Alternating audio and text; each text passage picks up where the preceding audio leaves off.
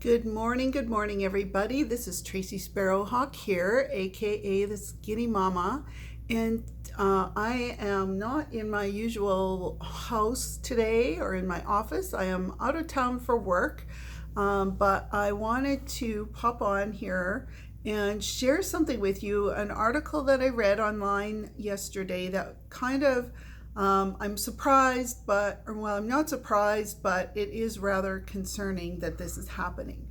And what I'm talking about is there was uh, a bill put forward in California last week, or this week, I guess, or maybe it was last month, actually, last month, sorry. And this article was in the LA Times.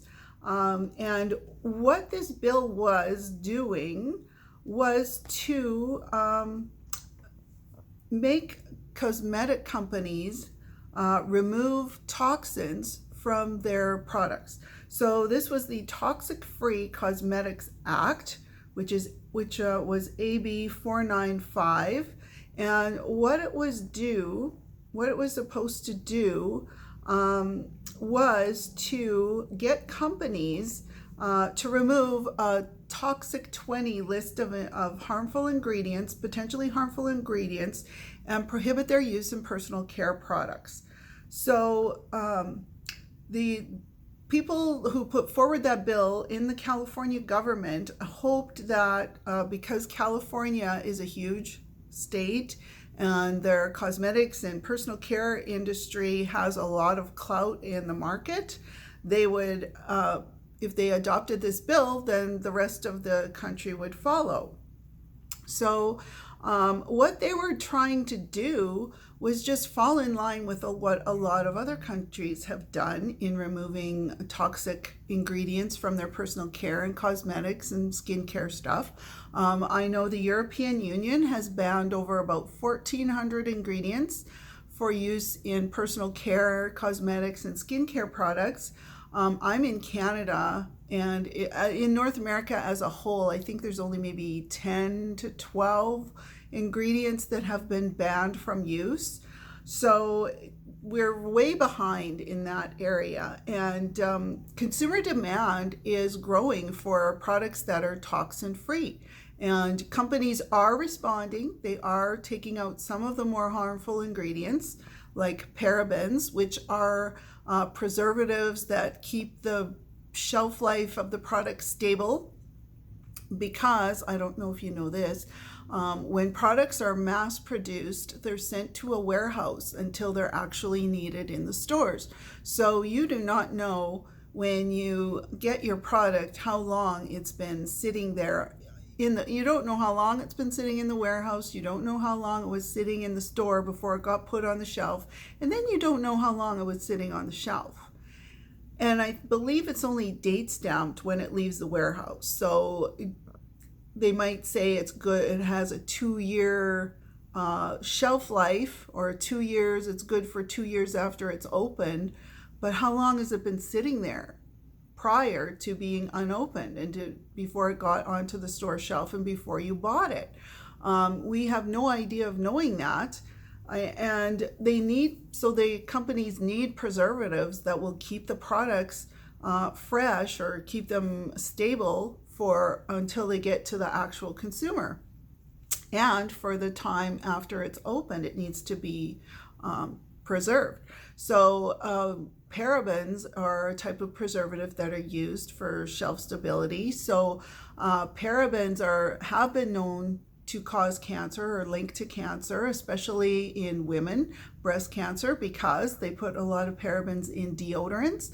So if you see methylparaben, ethylparaben, paraben, any word ending in paraben, you know that that's a preservative. And what parabens do is they mimic estrogen in the body. So what that can lead to is weight loss resistance, insulin resistance, because the estrogen and insulin work together to regulate your metabolism. And if you have too much estrogen, then the insulin can't work properly, and vice versa. So because parabens are in a lot of different products, just because you use deodorant, you might not be getting that much. But if you're using something else that has parabens in it, the more that you're using on your body, and your skin absorbs everything in 26 seconds into your bloodstream, the more that you're loading your body with these different chemicals and toxic ingredients, your body doesn't have time to get rid of it all. So it stores it as fat. So I don't know if you knew that either. So anyway, getting back to this law that was, or this bill that was trying to get passed. So California had what became the first state to ban the sale of animal-tested cosmetics. So they did pass a Cruelty-Free Cosmetics Act. It takes effect in this January, and it prevents the sale of any cosmetic product or ingredient that involved animal testing. So that's going to make a lot of companies, they're going to really have to think about how they're testing their products. They're going to have to actually test them on humans. So if they're going to do that. So what does that mean for them? Like, if they have toxic ingredients, do they really, if they don't know the potential harm that these ingredients do, are they going to test them on humans? It's easier to test it on animals. So what happened with this bill, the cosmetics industry fought it and they won. So they got the bill tossed out. It's not going to be talked about again until maybe next year. So what the article said is that industry groups fiercely opposed the bill, saying that there isn't enough scientific evidence to merit banning certain chemicals, including asbestos and lead. Like, how long have we known about the toxic effects of asbestos and lead? And those ingredients may be in your personal care products. So especially lead is used in lipsticks, especially the red lipsticks. And you can Google or go to the Environmental Working Group, and you might be able to find a list on there of the different companies that have the highest amount of lead in their lipsticks. And now, what does that mean? Like, lipstick, big deal. Do you know how many times you put lipstick on during a day? Like, have you ever thought about that? Have you ever thought about how many times you lick your lips, or you're drinking and something, when you drink your water and you get lipstick on your thing and drink it again, and your lips are very porous as well. So lead, you're putting lead on your lips. It's getting into your bloodstream. We know that lead causes neurological defects. In women, it's very dangerous for the babies, for developing babies. And it is harmful on the reproductive system as well. So the fact that they don't care that they're putting lead, and they call it a jobs killer to have these products removed. Like, really, you can't find a different ingredient besides lead. And these cosmetics, who do they primarily affect? Women and girls, and especially our young girls who are, their bodies are developing, their hormones are kind of out of control in their teen bodies. And here they are going to Sephora, going to the local drugstore. Good heavens, do not let them buy ingredients from the dollar store, makeup, or even jewelry. Jewelry has a lot of lead in it. So here they are buying all these cosmetics that are being marketed to them, and they're just loading up their bodies with all these ingredients, these toxins, and that then they wonder why their skin is breaking out, or they can't lose weight. All these different health issues that are happening as well. So the cosmetics industry, they fought against this. So that just shows you where they are. They claim to be for women. They claim that they want to make women safe, or keep us safe. We're trusting our government to keep us safe, but when they try they get shot down by a powerful corporate lobby. And the thing is, because California is a big state, if this law passed, then they would have to reformulate for the rest of the country, because they can't just, they're not just gonna ship products to California that are toxin free and not do it for the rest of the country. That would just be, that would help lose money, be more expensive for them. And California is the 5th largest economy in the world and a leader in the makeup industry. So that's why they're fighting this.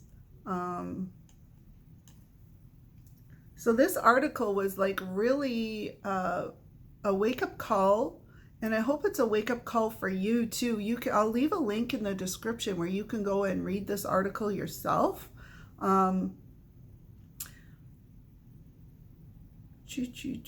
Yeah. Like there's formaldehyde, parabens, like I talked about. Formaldehyde, that's been linked to cancer.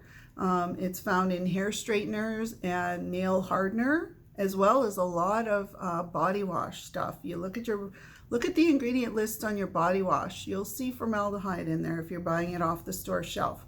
Mercury and the pigment carbon black can be found in eye makeup, and they've been linked to cancer and reproductive toxicity. So in the US, and maybe in Canada too, where I am, the Food and Drug Administration doesn't really regulate the industry at all.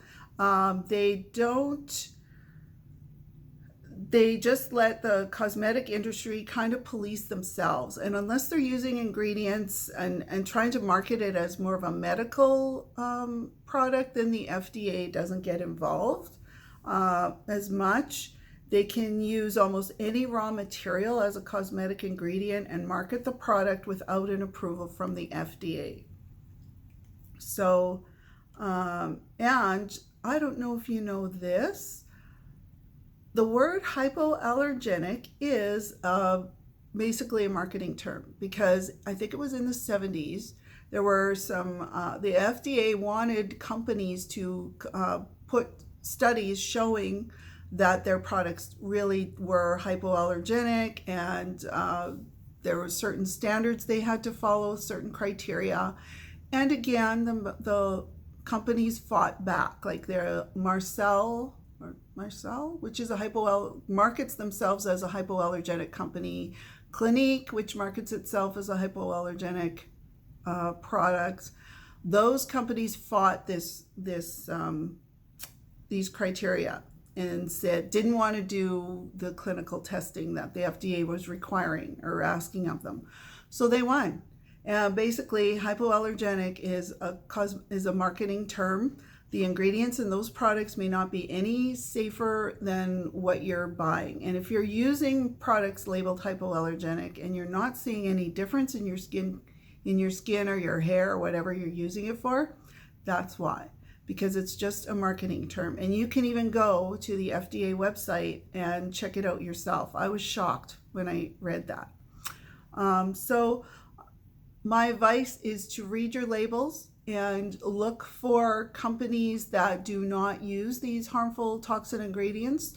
Fortunately, I use products that have, there are over about 2,000 ingredients that are not used, which is even higher than the European Union standard. So if you want more information about that, let me know. I'll be happy to share it with you, but I will leave a link in the description to this LA Times article so you can go and check it out yourself. And with that, I hope you had a great day. Have a great day, and I will see you on the next video. Bye.